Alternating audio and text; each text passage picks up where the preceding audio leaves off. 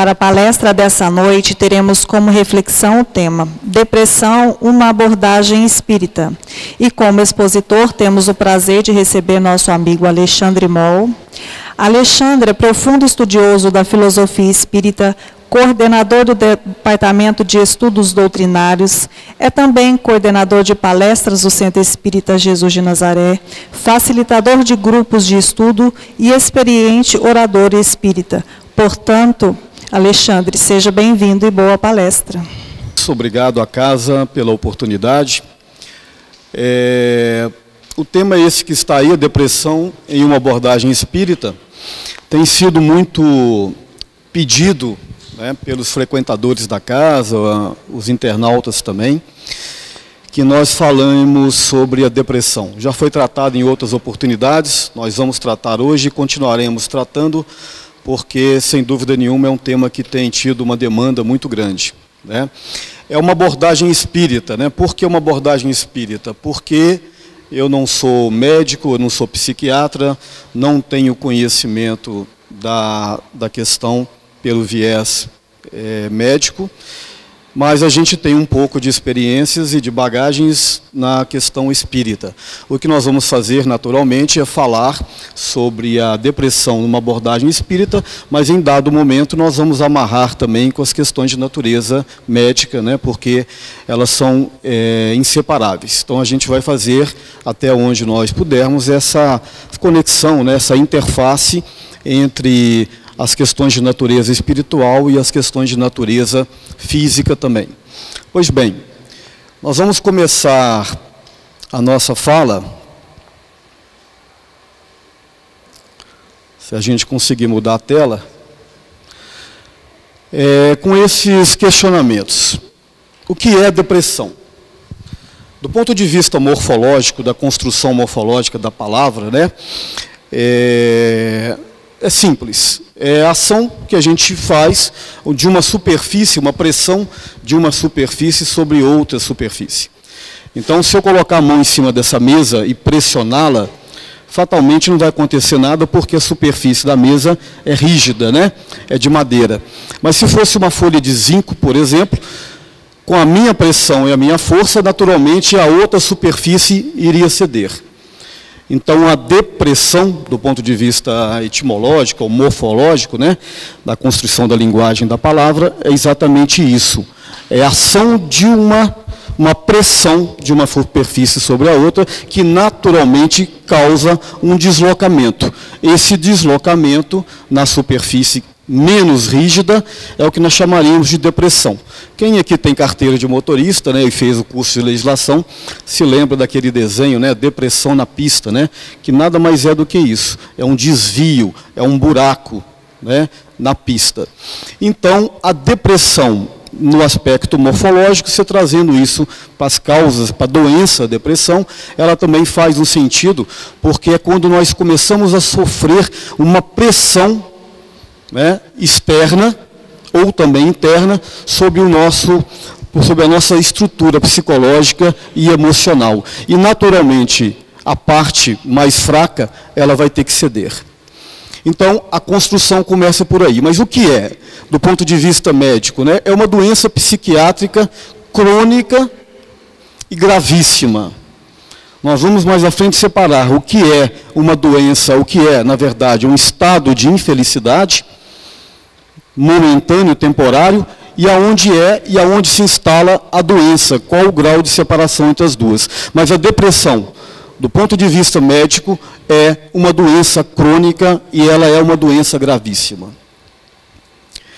Precisa de diagnóstico e precisa de tratamento.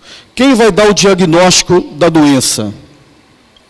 Não sou eu, não é a casa espírita, né, não é o padre, não é o pastor, é um médico. Naturalmente, um psiquiatra. Quando não, um psicólogo bem experiente, né, que vai perceber sinais de depressão e vai conduzir aquele paciente até um psiquiatra, que ele sim é o que está apto para dar o diagnóstico e dar o tratamento. A psicologia e a medicina, hoje, elas conversam, né, e conversam bem. É lógico que os pais, os parentes, os amigos, a casa espírita, ela pode sugestionar e até avaliar que existe um quadro depressivo. Mas o diagnóstico, do ponto de vista médico, não nos compete. Compete, naturalmente, quem conhece da questão, que é o psiquiatra. A depressão, ela não pede licença, ela não avisa que ela vai chegar. Ela chega, ela não pede licença, ela instala, e quando menos você pensa, você está depressivo. E eu vou falar por mim, que mais à frente eu vou dar uns detalhes. Eu sempre fui muito autoconfiante, né? Sempre me achei uma pessoa que não iria adoecer por depressão, até que um belo dia ela bateu nas minhas portas, né? E eu me vi depressivo. E foi um processo muito doloroso e que, em parte, eu vou compartilhar isso aqui com vocês nessa noite. A origem histórica, né, da depressão. Muitas vezes nós achamos que a depressão é uma epidemia, uma doença do nosso tempo. De fato, hoje, nós estamos vivendo uma epidemia de depressão, mas é fácil de entender. Porém, historicamente, a depressão sempre existiu. Nós chamávamos de melancolia, né? A língua portuguesa chamava essa doença de melancolia. Se nós buscarmos livros de história, livros religiosos, romances antigos, nós vamos ver diversos relatos com relação à melancolia, à tristeza profunda que nós poderíamos chamar hoje de depressão.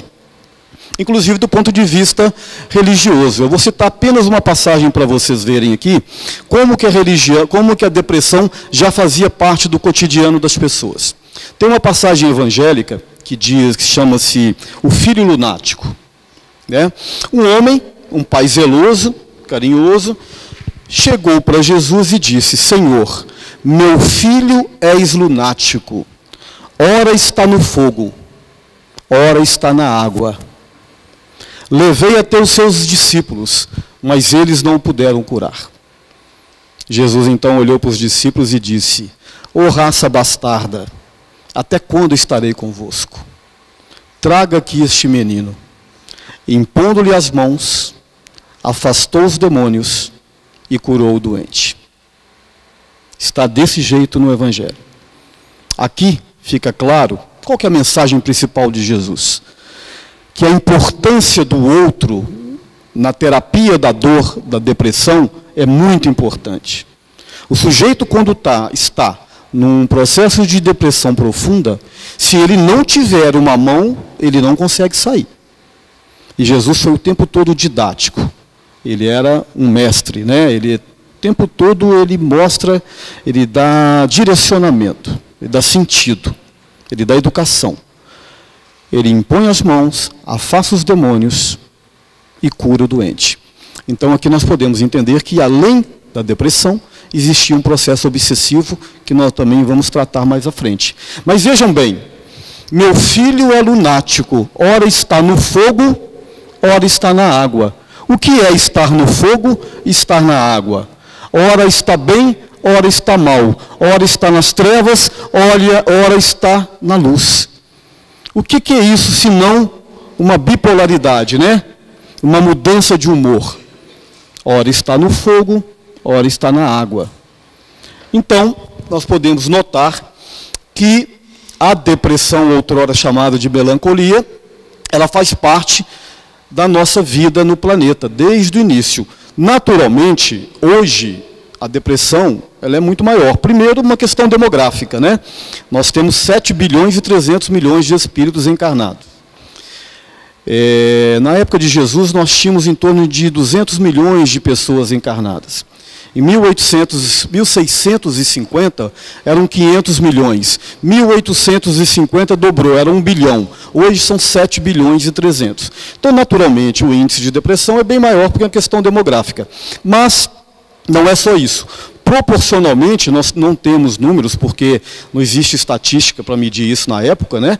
Mas eu não tenho dúvidas em dizer, em afirmar, que proporcionalmente hoje a depressão ou a melancolia, ela é muito maior. E eu vou explicar para vocês por quê. É fácil de entender. A nossa estrutura física, biológica, neurológica, é praticamente a mesma estrutura de um homem de 80 mil, 100 mil anos atrás. O Homo sapiens sapiens, né, que somos nós, segundo a perspectiva da ciência, o homem que sabe e sabe, este homem ele transitou ali em uma determinada fase com Neandertales, né, e não se sabe ao certo se houve uma mistura entre ambas ou o sapiens sapiens foi a que melhor adaptou e ficou. Mas a nossa estrutura orgânica, física, neurológica, não cognitiva, que é diferente, é praticamente a mesma de uma estrutura de um homem de 80 mil, 100 mil anos atrás. É lógico que a gente teve algumas mudanças, o pelo, a feição, né? Estamos mais eretos, os dentes caninos, que eram mais pontiagudos, porque precisavam comer as raízes, a carne não era cozida, uma série de coisas foram se adequando, né? Algumas crianças hoje não nascem mais com dente ciso. Meu dentista amigo aqui pode confirmar o que eu estou falando, né? Porque vão termos pequenas adaptações. 80, 100 mil anos é muito pouco espaço de tempo para uma mudança do ponto de vista físico. Então, naquela época, qual que era a demanda do homem? Era a sobrevivência. Ele tinha o dia e tinha a noite. A sua maior preocupação era correr das feras nas savanas africanas, né? E conseguir comida para si e para a sua prole. Então, naturalmente, ele não tinha nem tempo de ter depressão, porque ele tinha que primeiro sobreviver. Com o passar do tempo, o homem foi construindo os saberes e o conhecimento. Ele deixou de ser um coletor para ser um produtor, ele começou a desenvolver as ferramentas, ele descobre o fogo, ele inventa a roda, né? Aí ele começa a pensar, raciocinar, ele deixa de ser nômade para se fixar, começa a construir tribos, cidades e grandes civilizações. Aí surgem as grandes civilizações. Surge a Índia, a China, o Egito, né, com a sua maravilhosa civilização, os babilônios, os caldeus, os assírios, os romanos, os gregos, né, o grande milagre grego, né, que foi a encarnação de espíritos de alta estirpe, né, desde Tales de Mileto, ali no ano 800 e pouco antes de Jesus, até o ano 300, com os pré-socráticos, os socráticos, os pós-socráticos. Todo esse movimento de intelectualidade fez com que o homem construísse uma estrutura cognitiva desenvolvida. Aí ele passa de ser um coletor para ser um produtor. Ele começa a fazer a sua própria história, o seu próprio tempo. E, naturalmente, as suas demandas comportamentais modificam. Agora não é só sobreviver. Agora é sobreviver, mas ter qualidade de vida. Ter conforto, ter segurança.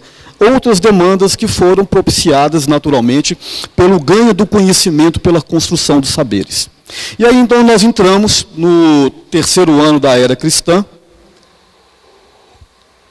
Surge na Europa o cristianismo, né, vindo de Israel, e junta-se o cristianismo com a filosofia dos gregos, surgindo a filosofia chamada de patrística, com Santo Agostinho. 8 séculos depois, nós vamos até a filosofia escolástica de São Tomás de Aquino, e tudo isso, uma grande evolução do ponto de vista da intelectualidade, na Europa e no Oriente. E o homem, então, caminha mais do ponto de vista racional, do ponto de vista da cognição. Aí nós temos outros fenômenos interessantes que aconteceram. A Idade Média teve uma baixa estima durante um certo período, né, mas teve muitos ganhos de intelectualidade, até a gente sair lá no racionalismo com René Descartes e Spinoza no século XV. E aí, então, há mais um avanço do ponto de vista da filosofia. Surgem os empiristas na Inglaterra, né, com Locke, com Humes, com Berkeley. E aí surge Kant com o criticismo kantiano. E aí nós vamos caminhando, até culminar no renascentismo e no iluminismo. Aí o que acontece? Há um movimento filosófico interessante. O homem volta para o centro das atenções. Sai o chamado teocentrismo para o antropocentrismo. O homem torna-se, então, agente do seu próprio tempo. E aí começa uma grande evolução e grande transformação. E aí nós culminamos na Revolução Industrial no século XVII e XVIII, na Inglaterra, onde o domínio de certas forças da natureza proporcionaram um grande adiantamento na área da mecânica. Surgem as locomotivas, as máquinas e tantas outras coisas. Passam-se mais um tempinho e vem a teoria clássica de Isaac Newton. Um pouquinho depois vem Einstein em 1917, com a teoria da relatividade. Em 1925, nós temos a teoria da mecânica quântica, com Planck e Hubert e outros. E aí, então, tudo isso faz um grande movimento tecnológico. Nós saímos de uma era quase que primitiva para adentrar uma era tecnológica. Aí surgem o eletromagnetismo, surge o rádio, a TV, e hoje nós estamos nessa revolução dos computadores, dos smartphones, né? Mas o que eu quero dizer para vocês? Que a nossa estrutura física, biológica, é a mesma de um homem de 80, 100 mil anos atrás. Então, veja bem, é como se nós pegássemos um homem de 100 mil anos atrás e trouxéssemos para um outro planeta, numa outra era, totalmente tecnológica, com outras demandas comportamentais.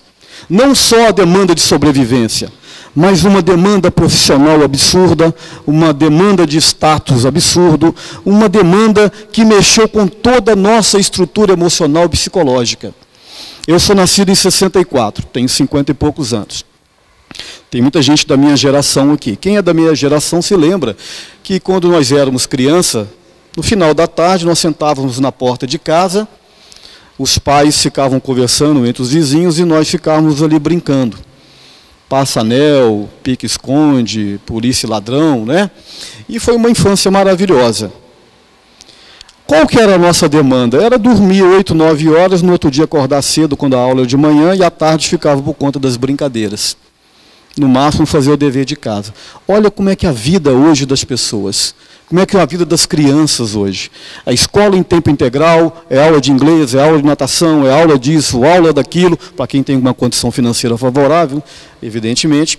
Enfim, tem pessoas nas grandes capitais brasileiras que levantam 4 horas da manhã, arrumam 4h30, 15 para 5, estão no metrô, pega o metrô, 7 horas está no trabalho, trabalha de 7 até as 5, pega outro metrô, vai para a faculdade, sai da faculdade 11h30, meia-noite, chega em casa 1h e meia da manhã, para ver como é que estão as coisas dentro de casa, para no outro dia, 4h30 da manhã, levantar de novo e continuar essa rotina. Aí eu pergunto para vocês, para quem corria do leão, há 80, 100 mil anos atrás, nós temos uma estrutura física, biológica, para suportar toda essa mudança, toda essa demanda? Ainda não. Por isso que a epidemia da depressão, ela faz parte do nosso tempo. Muitos de nós temos parentes, né, que precisam tomar remédios psiquiátricos, se fazem terapias, né? Tem casos que todos fazem. Enfim, isso é o nosso tempo. É lógico que nós vamos demorar um tempo a nos readaptar a esse novo modelo de vida comportamental. Por quê? Porque a nossa estrutura física, biológica e comportamental e neurológica ainda é fraca para um baque deste tamanho. Eu vou dividir a nossa fala em três aspectos para a gente não se perder, né? Para deixar a palestra mais facilmente compreensível por vocês. Nós vamos trabalhar com as causas, as consequências e as terapêuticas, tendo como base, eu já disse, os conhecimentos da filosofia espírita. Nas causas, nas origens das depressões, além de tudo que eu já falei para vocês, tem 3 coisas que eu nomeei aqui: as causas kármicas e ou espirituais. Nós temos as causas circunstanciais, né? Circunstanciais são dos acontecimentos do dia a dia, situacionais, né? Os fatores externos, como esse que eu acabei de dizer agora, um sujeito que levanta, uma senhora que levanta 4 horas da manhã e chega em casa meia-noite, 1 hora, para amanhã continuar a sua rotina. São fatores externos que impactam a vida emocional e psicológico da criatura que facilitam naturalmente um processo depressivo, que é o estresse. E, finalmente, as circunstanciais e kármicas, que são as duas coisas que andam juntas, na maioria dos casos. Bom, as kármicas, eu chamo kármica, esse termo não é muito bem assimilado pelo espiritismo, não. Ele é um termo mais espiritualista, mas eu gosto dessa definição. Não me preocupo muito com nomes, não. As kármicas ou espirituais, é importante nós entendermos essa figura que está aí, que se nós não entendermos essa figura e não compreendermos isso aí, dificilmente nós vamos entender a depressão sob viés kármico e espiritual. Tá? Segundo a doutrina espírita e também outras correntes espiritualistas, como os hinduístas, por exemplo, existem corpos intermediários, né? Existe o espírito, que é um ser imaterial, ainda indefinido, segundo a nossa terminologia, né? É um foco de energia, uma luz, nós não sabemos defini-lo exatamente, né? O espírito na sua essência, na sua natureza, mas o espírito, para se manifestar, ele tem uma coisa que nós chamamos de perispírito. Os egípcios o chamavam de Ka, Paracelso chamava de corpo sidéreo. Paulo de Tarso, na primeira epístola aos Coríntios, capítulo 15, versículo 44. Se tendes o corpo carnal para a manifestação da vossa carne, tendes o corpo espiritual para a manifestação do vosso espírito. Então, Paulo de Tarso chamava de corpo espiritual. Allan Kardec chamou de perispírito, periferia do espírito, aquilo que está em torno dele. Então, é uma duplicata, é uma interface entre o espírito e o corpo físico. Então, todos vocês que estão aqui encarnados, inclusive eu, nós temos o espírito, temos esse corpo perispiritual que está, de certa forma, acoplado ao meu corpo físico. Morreu, por que nós falamos desencarnar? Porque é o momento em que esse perispírito deixa essa carne, que entrou em colapso, né, por um fenômeno físico, e o perispírito, então, ele se afasta, mas traz consigo toda a sua herança do ponto de vista do conhecimento, das experiências, que ficam registrados no seu corpo mental. Aqui existem outros corpos, mas nós não vamos entrar em detalhes, porque não é o tema da palestra. Existe entre o espírito e o perispírito aquilo que André Luiz chama de corpo mental, um ralo energético sutil, que não sei precisar, ele também não sabe, e entre o perispírito e o corpo físico, existe o chamado duplo etéreo, ou etérico também é certo, que faz um colchão, um amortecedor entre o perispírito e o corpo físico, mas isso é uma outra matéria. O que eu quero dizer para vocês é o seguinte: existem doenças que nós chamamos de doenças kármicas, que o André Luiz chama de predisposições mórbidas, que estão registradas no perispírito da criatura, inclusive a depressão. Inclusive a depressão. Então, quando nós falamos de doenças, depressão do ponto de vista kármico ou espiritual, é porque muitas vezes nós trazemos esses karmas, processos de remorso, de culpa, enraizados no nosso corpo espiritual. Por isso que nós temos crianças que têm depressão. Desde a fase primeira da fase infantil, ela já carrega um processo de tristeza, entristecimento profundo, de melancolia. A adolescência acentua, porque há toda uma mudança hormonal muito forte, principalmente nas mulheres, né? Depois na fase adulta e na fase da velhice também se acentua, porque estão atreladas também a questões de natureza hormonal também. Mas as doenças kármicas, as depressões, do ponto de vista kármico, eles vêm naturalmente num processo de continuidade de uma criatura que já trouxe momentos de melancolia ou de depressão de uma vida passada. Muito provavelmente da última experiência. Uma pessoa que desencarna com uma depressão profunda, de uma melancolia profunda, ela é levada para o mundo espiritual, ela é trabalhada, ela é tratada, ela vive no mundo espiritual um período, ela reencarna, mas ela traz latente ainda no seu corpo espiritual e no seu inconsciente esse processo de melancolia. E muitos depressivos são isso, são kármicos mesmo. É o que o André Luiz chama de predisposições mórbidas. Você trabalha, trabalha, trabalha, e aquela depressão, ela quase que crônica, quase que contínua. Não quer dizer, no entanto, que não haja uma terapêutica, né, inclusive dentro da psiquiatria. Existem, sim, atenuantes, mesmo para os processos kármicos. O que nós chamamos de causas circunstanciais ou externas é o que a psiquiatria trata com maior frequência, né? Exógena e endógena, que é interior, que é do lastro hereditário e genético. O que são as causas externas? Eu citei algumas aqui.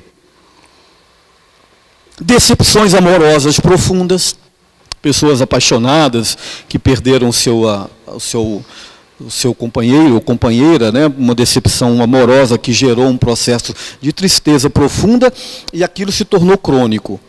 Depressão. Perdas de entes queridos, há pessoas que são tão apaixonadas e tão vinculadas a umas às outras, né? Marido e mulher, né? Não é muito fácil encontrar, mas tem. Mãe e filho, né, que é mais comum, mais frequente. Enfim, eu estou falando marido e mulher, mas a gente tem casos, relatos de pessoas extremamente apaixonadas, né, são comuns, velhinhos que muitas vezes um morre, passa um pouquinho, o outro vai embora também, né? Mas existem sim. Perdas de entes queridos, né, como eu estou dizendo, reveses financeiros. Tem pessoas que tiveram um padrão financeiro muito alto a vida toda e tem um revés financeiro e acha que o mundo acabou. E ele não consegue se readaptar a uma nova realidade. Muitas vezes aquilo ali é um motivo para que ela se revolte, associado naturalmente a outros elementos de orgulho, de vaidade, né, de falta de maturidade, e essa questão pode também levar a uma tristeza profunda e uma depressão. Doenças, alguns tipos de doenças podem também associar e fazer um link com a depressão. Doenças crônicas, doenças do coração, outros tipos de doença, principalmente que mexe muito com a parte do orgulho, da vaidade, né? Doenças físicas, doença de pele, algumas coisas relacionadas à mutilação, né? Muitas vezes as pessoas elas têm uma queda, né, emocional favorecida por essas questões. E o estresse, o esgotamento, como eu disse, né, que é uma das causas mais comuns no dia a dia. Esses casos que eu coloquei aqui, eles não têm uma natureza kármica. Entendeu, Rodrigo? São casos situacionais, circunstanciais, que acontecem aí no dia a dia. Tem, segundo a psiquiatria, um lastro, né, com a questão genética e uma predisposição física. E eu acho que tem mesmo, que favoreça essa doença se instalar, porque pessoas passam por perdas de entes queridos, por reveses financeiros, por decepções amorosas e não entram em depressão. Elas têm uma tristeza momentânea, aonde a gente citou a questão do luto, né, que é trabalhado muito pela psicologia. Segundo uma psicóloga, uma psiquiatra, aliás, americana, Elizabeth Kubler-Ross, ela brilhantemente consegue definir esses passos aí, né, do luto, que ela chamou de negação, raiva, barganha, depressão e aceitação. Normalmente são fases que uma pessoa que teve uma situação de desgosto, né, ela passa naturalmente. Primeiro vem a negação do fato, a perda de um ente querido. Não, eu não acredito que meu pai morreu. Eu não acredito, eu me nego a aceitar. Raiva. Eu tenho raiva de Deus. Eu tenho raiva porque meu pai ou porque minha mãe morreram. Depois a barganha, ele tenta barganhar isso com Deus ou seja lá com quem for, para tentar ver se ele consegue levar uma vantagem naquela situação. E depois uma depressão que no luto, ela faz parte do processo. E cada um tem um momento de luto diferente do outro, de acordo com a sua natureza, de acordo com o fato que aconteceu. Mas o luto, não estou falando daquele luto de ficar de 40 dias de preto, né? Apesar que faz um sentido, né? Não o sentido ritualístico, mas o sentido natural do conceito, né? E finalmente a aceitação. Quando a criatura passa por essas 5 fases, ele aceitou, passou ali 30, 40, 50 dias da morte de um ente querido, ela saiu entristecida, mas reequilibrada e não entrou em depressão, porque aquele fator externo não deixou que ela entrasse em depressão. Então essas são as causas que nós chamamos de causas circunstanciais ou externas. E agora eu fiz aqui um link entre as causas circunstanciais e ou espirituais ou kármicas. Por quê? Porque existe, como eu disse, algumas questões que a psiquiatria chama de natureza hereditária, eu já chamaria de natureza hereditária espiritual. Uma predisposição de uma criatura de entrar em depressão de acordo com os acontecimentos circunstanciais. O que seria isso? Tem uma fala do Emmanuel muito interessante, que ele diz assim, é uma frase forte, impactante, mas eu concordo com ele, ela é real. Desde que nós acreditamos realmente nos processos reencarnatórios. Né? Ele diz que o nosso passado está ensopado de sangue, mas o nosso futuro é um horizonte resplandecente. Vamos entender isso. Por que o nosso passado está ensopado de sangue? Eu acabei de dizer para vocês agora, fazer uma pequena abordagem histórica da evolução do homem, né? De todos nós. Nós todos passamos por essas fases, seja encarnado ou seja desencarnado em alguns momentos, mas nós trazemos essa herança toda de construção de saberes e de experiências no nosso inconsciente coletivo e no nosso inconsciente individual. Quando ele diz que o nosso passado está ensopado de sangue, está ensopado de sangue mesmo. Pega a história da humanidade nos últimos 20 mil anos. A maioria das coisas eram resolvidas na base da força da espada. Quantas guerras sangrentas nós passamos, em todos os lugares. Vamos vir só para os séculos mais recentes. Vamos pegar ali na Idade Média, as Cruzadas, vamos pegar a Inquisição, vamos pegar a Primeira Grande Guerra Mundial, a Segunda Grande Guerra Mundial, o avanço do comunismo, do nazismo, 80 a 100 milhões de pessoas mortas. Só de judeus foram 6 milhões. A maioria mortos em salas de gases, de forma estúpida. Onde nós estávamos dentro desse todo cenário de tragédias? Será que nós éramos sempre as vítimas? Naturalmente que não. Nós tivemos momentos de vítimas, mas também tivemos momentos de algozes. E essa herança está dentro de mim. Eu chamei aqui de barril de pólvora, que fica guardado dentro dos nossos porões. Tem gente aqui, igual eu, que o barril de pólvora está cheio até na tampa. Tem gente que tem meio barril de pólvora. Tem gente que tem só um pouquinho. Está envelhecido, mas está guardado ali no cantinho do porão. Aí acontece um acontecimento externo, um fenômeno externo, como aconteceu comigo. E aí o que acontece? É um start. Dá uma faísca e você acende aquele barril de pólvora que estava dormindo dentro dos seus porões. E aí você entra em depressão.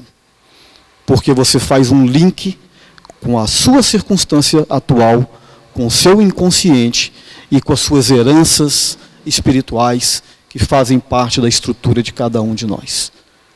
E aí, então, dispara esse processo não só de depressão, mas também como de outras doenças, como eu disse, que o André Luiz chama de predisposições mórbidas, onde nós temos predisposições, inclusive com doenças coronárias, com doenças de diabetes, e outros tipos de doenças muito comuns, que têm, segundo a perspectiva médica, um lastro hereditário, e tem mesmo, genético, mas tem um laço hereditário espiritual, porque lembra da interface que eu falei com vocês, do perispírito, o corpo físico? Eles são, quando estamos encarnados, indissociáveis. Então, quando eu volto à carne, já no momento da gestação, da fecundação e da gestação, o espírito imprime ali, junto com a própria hereditariedade, a sua percepção mental. Naquela matéria. E ele é como se fosse um mata-borrão, né? Ninguém, os atuais não sabem o que é mata-borrão. Como se fosse uma impressão mesmo. Se entrasse no computador e mandasse imprimir. Aí saem as impressões nos seus caracteres físicos. E muitas dessas impressões são predisposições a doenças, inclusive a depressão. É por isso que numa família tem uma pessoa que tem uma predisposição maior, porque tem um link, tem uma bagagem espiritual diferente das outras, associados às questões de natureza médica, como eu falei para vocês. Então esse barril de pólvora está lá dentro. A maioria de nós aqui temos esse barril de pólvora. São raros os que não têm, raríssimos. Agora, como que você se afasta desse barril de pólvora? Naturalmente, tendo uma vida que distancie você do barril. Se você gosta de brincar no porão, você está mais perto do seu barril. Se você gosta de brincar lá em cima, no andar superior, você está mais distante do barril. E esse brincar mais em cima, eu estou falando exatamente, naturalmente, é uma metáfora que os senhores entenderam, que é praticar o bem. As consequências. Então, nós saímos das causas, agora entramos nas consequências. Eu coloquei aqui, está cortando ali, as consequências são no adoecimento crônico, as consequências do processo depressivo, quando sai do período da tristeza profunda, tirando os casos kármicos, que a criatura já nasce com ela praticamente, de um modo geral, as consequências da depressão são um adoecimento crônico do corpo físico em todos os seus aspectos, não só no aspecto neurológico, também no aspecto de todos os órgãos, eles são impactados naturalmente pelo adoecimento neurológico. Todos os sistemas do corpo são impactados. Por isso é comum que as pessoas emagreçam, é comum que a feição fique entristecida, ela fique pálida, ela fique descaracterizada, porque há um comprometimento praticamente de todos os sistemas e de todos os órgãos quando instala-se a depressão crônica. Então, essa é uma consequência natural. Outra, agora falando da consequência do adoecimento, tem os sintomas, que são sintomas conhecidos de todos nós, que são tristeza profunda, insônia, ao contrário, o excesso de sono também, ou você tem insônia ou você quer dormir o tempo todo. Baixa autoestima. As pessoas depressivas que ou estão em estado de tristeza ou fazendo a transição, elas têm uma autoestima muito baixa e a gente fica querendo, vamos para a festa, hoje tem uma festa. O pior lugar do mundo para você levar um depressivo é uma festa. Poxa, o cara está mal, ele está custando a ficar dentro do quarto dele. Você vai levar o cara a expor a uma festa, é tudo que ele não quer. E é o que nós insistimos em fazer. Desmotivação, fácil irritabilidade, choro constante. Muitos choram facilmente. Eu, quando estava depressivo, eu via propaganda de televisão da Unicef, eu chorava.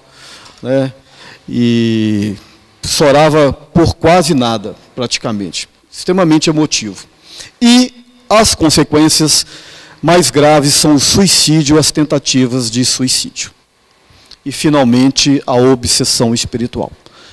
Naturalmente, a psiquiatria desconsidera a obsessão espiritual, aqui é mesmo dentro da perspectiva espírita, mas o adoecimento crônico, com esses seus sintomas e consequências, ela é naturalmente detectada por um profissional da área de saúde, seja ela um psiquiatra ou um psicólogo.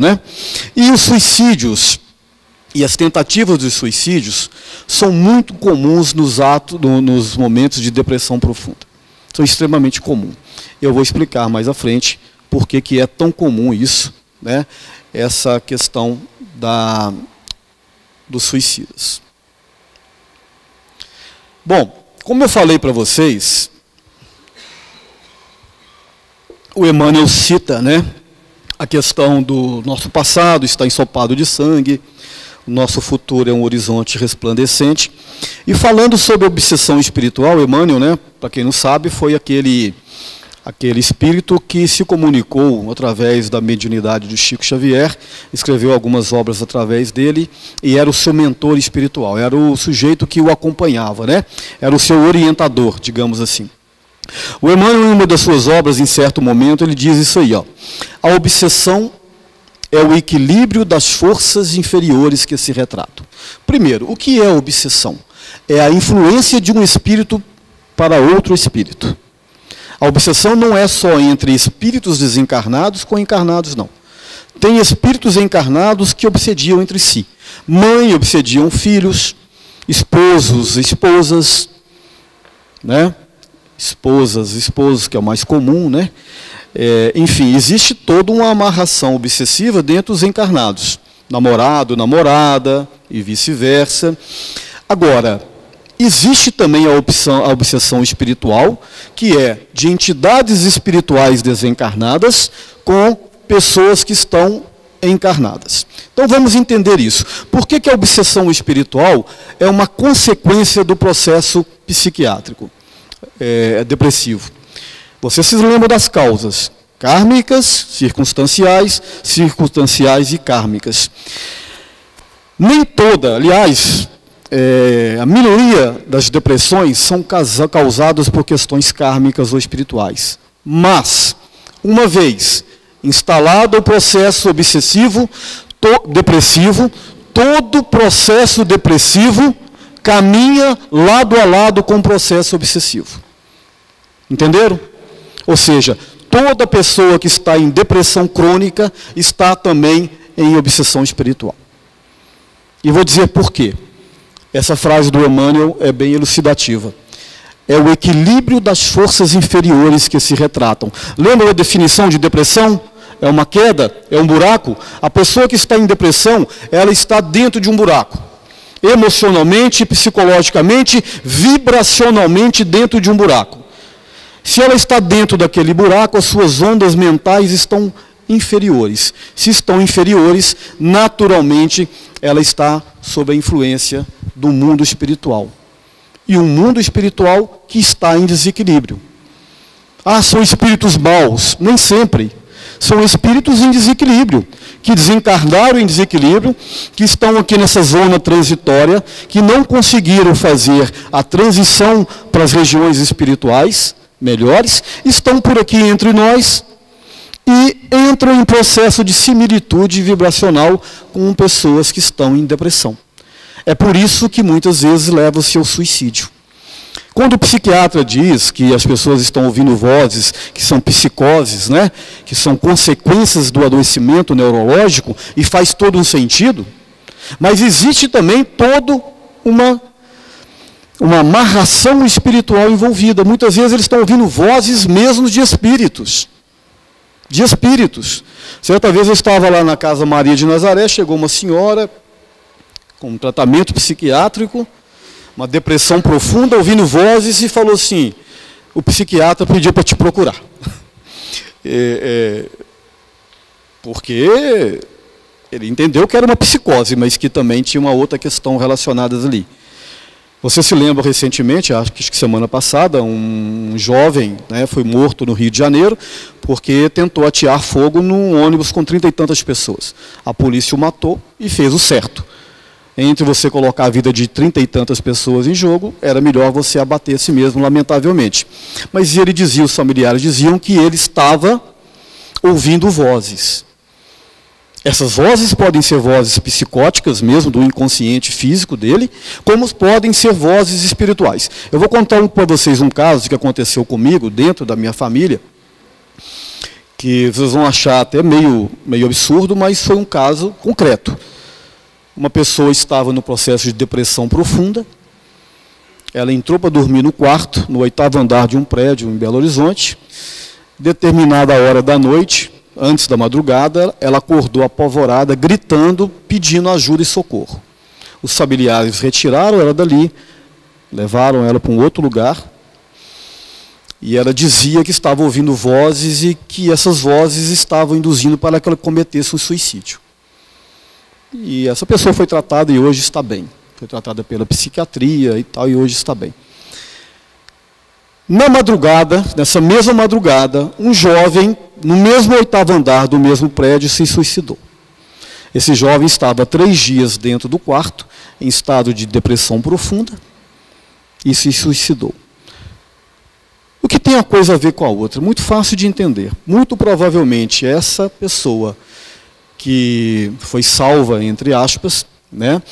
Ela, no estado depressivo, com uma frequência muito baixa, ela entrou dentro do raio de ação desses outros espíritos que já estavam há 3 dias influenciando esse rapaz, acordou apavorada muito provavelmente por um sentido que eu não sei dizer, talvez por um merecimento, uma proteção espiritual, né, e conseguiu sair daquele núcleo de ação vibracional daqueles espíritos que estavam naturalmente sugestionando aquele outro jovem que veio a cometer suicídio. Então, repetindo, praticamente, eu vou ser ousado, eu vou dizer que 100% dos casos de depressão existe um processo de obsessão espiritual junto. É um processo natural que acontece junto. Pois bem, nós vamos trabalhar para finalizar, o tempo passa sempre muito rápido aqui, né? Interessante. As terapêuticas e as curas, né?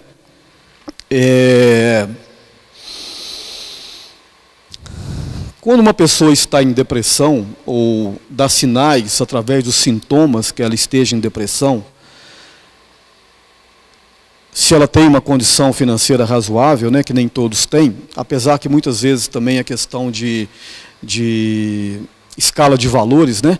Às vezes a pessoa compra um celular de 300, 400 reais em 10 pagamentos, mas não tem coragem de pagar uma terapia de 200 reais. Né? E já está dando sinais de adoecimento. Então eu coloquei aqui a psicologia e a psiquiatria, porque uma vez instalado o processo obsessivo, numa casa espírita não vai curar, não. Desculpe decepcioná-los. Nem a igreja vai curá-lo, talvez a fé da pessoa possa curá-la. Mas no momento de adoecimento, a pessoa está dentro do buraco, ela precisa de ajuda. E qual que é a ajuda que nós temos hoje para ofertar do ponto de vista efetivo? Que é o ganho de toda a elaboração do conhecimento humano ao longo de séculos e séculos. De pesquisas, de ganhos de conhecimento, de pesquisas, de avanços tecnológicos, a medicina, naturalmente, a psiquiatria. Então, a psiquiatria e a psicologia, muitas vezes elas andam lado a lado, às vezes a pessoa é levada primeiro ao psicólogo, e o psicólogo competente, ou psicóloga, né, ela vai fazer uma leitura e vai indicar o psiquiatra, ou às vezes o estado já é um pouco avançado, ela vai cair no psiquiatra primeiro, e o psiquiatra também, observando que ele vai tratar a causa e não o efeito, ele naturalmente indica um terapeuta, de preferência um bom psicólogo, de preferência com um bom currículo, formado em boa escola. Porque, infelizmente, em todas as áreas, hoje nós nos preocupamos, nos últimos anos, em formar muito mais profissionais em quantidade do que em qualidade. Tem gente que acha que tem girafa e leão lá na Amazônia, né? Então tem muito profissional por aí que, me perdoe, mas precisa observar primeiro. Então temos ótimos profissionais na área da psicologia, da psiquiatria, sem dúvida nenhuma, mas são áreas de muita responsabilidade, Eu vou dar para vocês o meu exemplo. Eu falei para vocês que eu adoeci, né, mais ou menos uns 10, 8 anos atrás. Eu era muito autoconfiante. Por que não dizer prepotente? E eu fui visitar minha mãe em Belo Horizonte e ela comentou comigo que estava com depressão e estava com síndrome do pânico. Eu já era espírita, né, estudante do espiritismo, empolgado com os valores espíritas e tal. Aí eu abri a minha carteirinha, né, o meu livrinho, minha conduta de regras, meu manual. É lógico que eu não abri, né, é uma simbologia. E passei para minha mãe aqueles conceitos que a gente sempre passa, né, aquele manual. Ah, você aposentou, vai praticar a caridade, vai procurar Deus, vai fazer a caridade, vai ocupar o seu tempo, né? E saí, todo orgulhoso, achando que eu tinha feito uma grande caridade. E ela lá sofrendo.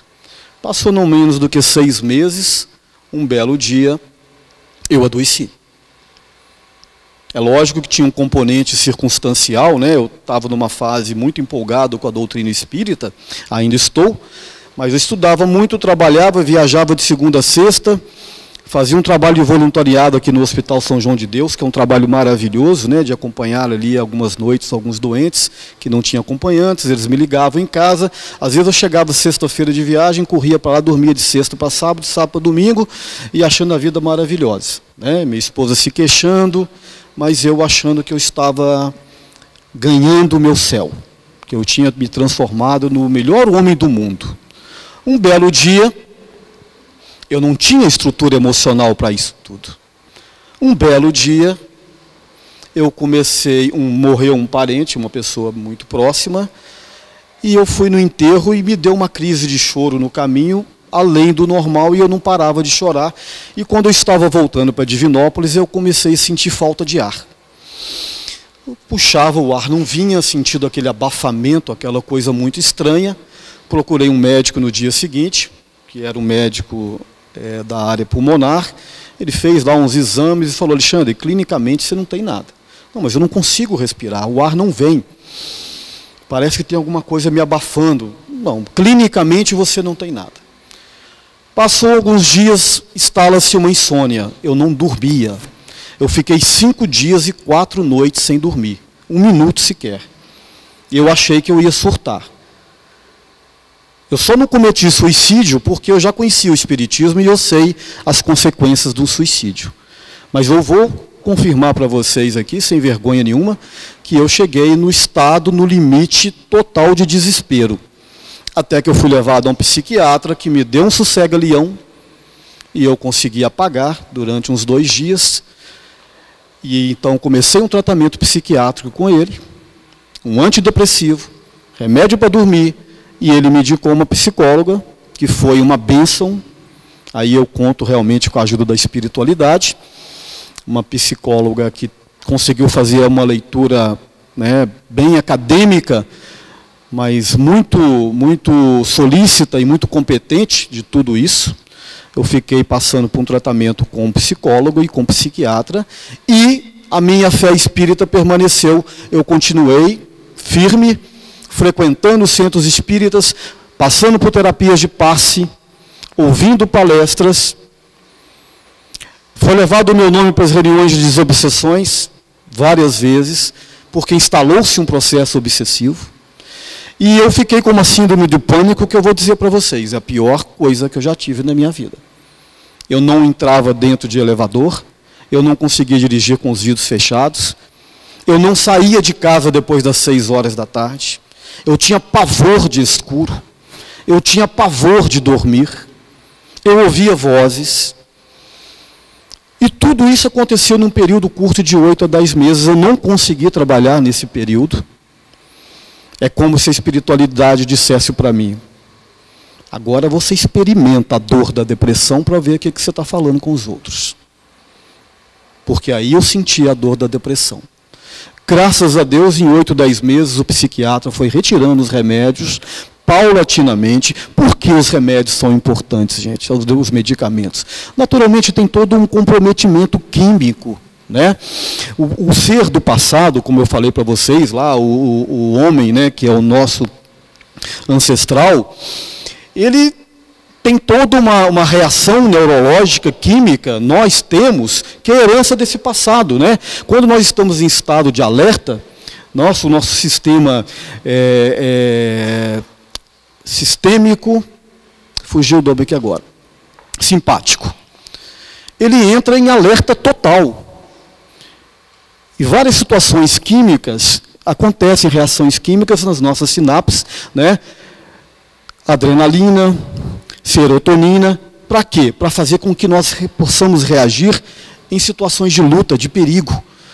Quando o homem antigo era defrontado com perigo, uma fera, né, com um inimigo de uma outra tribo, nós ainda temos essas reações químicas. Quando a gente eventualmente passa por um aperto na rua, um cachorro bravo, um ladrão, e nós despertamos todo esse mecanismo de defesa que nos coloca em alerta. As nossas pálpebras ficam dilatadas, para quê? Para que nós possamos enxergar melhor no escuro. Várias reações químicas no corpo acontecem para colocar você em alerta. Quando você está doente, você está estressado, esse mecanismo fica acionado. E quando ele aciona, e você não desarma, ele naturalmente entra em comprometimento. Aí você entra em exaustão, o corpo entra em exaustão. Aí entra a psiquiatria com toda a sua gama de excelências, de aprimoramentos, de recursos tecnológicos, de anos e anos e anos de pesquisas, para fazer o realinhamento químico neurológico, para que você comece a melhorar. Então nós não podemos jamais deixar de lado a assistência da psiquiatria, porque na verdade ela é o resultado de todo esse ganho de conhecimento consorciado com o mundo espiritual. Não pensem vocês que essas conquistas não foram sozinhas, não. O mundo espiritual trabalha o tempo todo, né, na intuição desses cientistas para melhorar a nossa qualidade de vida. O que a gente deve evitar, ou deve evitar, é num simples adoecimento momentâneo, que às vezes você transita para aquela fase de luto que eu falei, você entrar cara nos remédios. Aí realmente não é aconselhável, porque às vezes você passa por esse período sem precisar do medicamento.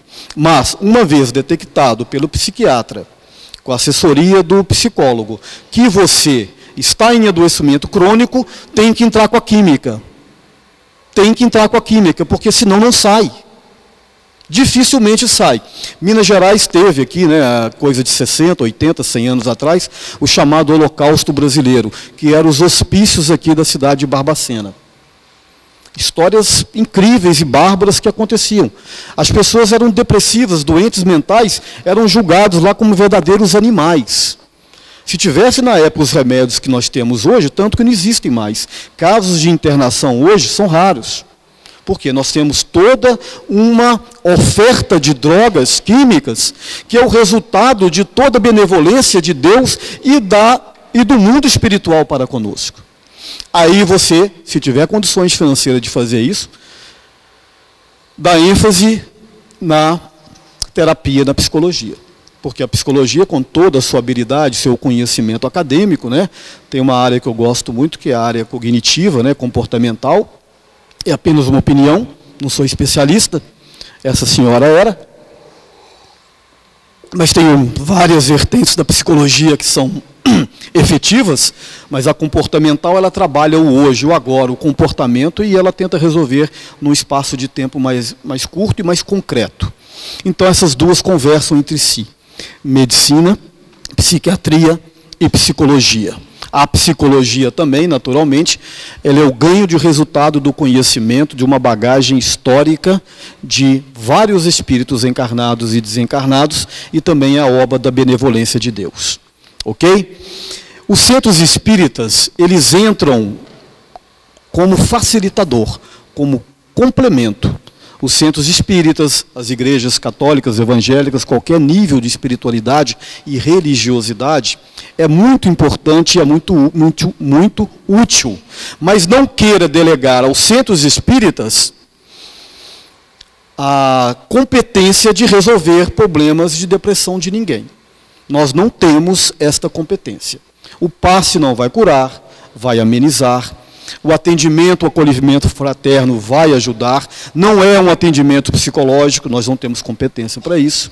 Não é uma terapia, é o acolhimento de uma pessoa que está com uma autoestima baixa, que está em adoecimento. As palestras fazem uma renovação mental. Eu tenho certeza que muitos de vocês vão colher algumas coisas positivas dessa fala nossa aqui. Quando eu digo nossa, é porque naturalmente eu não estou sozinho passando isso para vocês. Então as casas espíritas, eu estou falando do centro espírita naturalmente, porque eu estou no centro espírita, eu sou espírita, mas elas têm sim um arranjo e um conhecimento, principalmente da área das reuniões de desobsessão. Não é justo que você leve uma pessoa adoecida para uma reunião de desobsessão. Essa reunião é uma reunião fechada, o caso é levado e a espiritualidade tenta ajudar ali o processo obsessivo e depressivo. Imagine vocês pegar uma pessoa depressiva, que está com a autoestima baixa, lá embaixo, colocar numa reunião mediúnica e dizer: você era um assassino, você era um cruel. Aí o cara sai de lá destruído. Então, essa terapêutica é trabalhada por gente competente, que são médiuns, que se predispõem a esse trabalho, que é um trabalho muito difícil, mas é feito com toda a organização e com todo o respeito. Porque existem, como eu já disse para vocês, todo caso depressivo tem naturalmente um caso, todo caso depressivo tem naturalmente um caso obsessivo atrelado ali. Agora, a cura definitiva da depressão não só da depressão, como outras doenças, é naturalmente o amor, né? Naquela parábola em que eu citei para vocês, do filho lunático, né? Tem uma outra parábola muito interessante também, que é a parábola do bom samaritano, que vocês devem conhecer, né? Um homem saiu de Jerusalém para Jericó. O que é Jerusalém? É a cidade da paz, onde as pessoas oravam, onde elas espiritualizavam. Jericó era a cidade dos negócios, mercantilista. Mas qual que é a metáfora de Jesus? Um homem desceu de Jerusalém para Jericó. Ele entrou em depressão. No meio do caminho foi assaltado por ladrões, que o bateram, que o roubaram, que o deixaram semi-morto. Passou um levita que olhou com desdém e nada fez, que é aquele que tinha todo o conhecimento da lei. Passou um sacerdote, que também olhou com desdém e nada fez. Passou um samaritano, que era a escória da sociedade judaica. O samaritano condoeu-se com a dor daquele homem, desceu do seu cavalo, lavou-lhe as feridas, levou-o até uma pousada e disse ao dono da pousada: cuide bem dele. Quando retornar, sereis recompensado por tudo aquilo que fizerdes a mais. Esse bom samaritano, ao qual Jesus nos convida para uma reflexão, somos todos nós. Porque uma pessoa que está em processo depressivo profundo, a última coisa que ela precisa é de julgamentos. E a coisa que ela mais precisa é de acolhimento e de amor. Muito obrigado. Boa noite.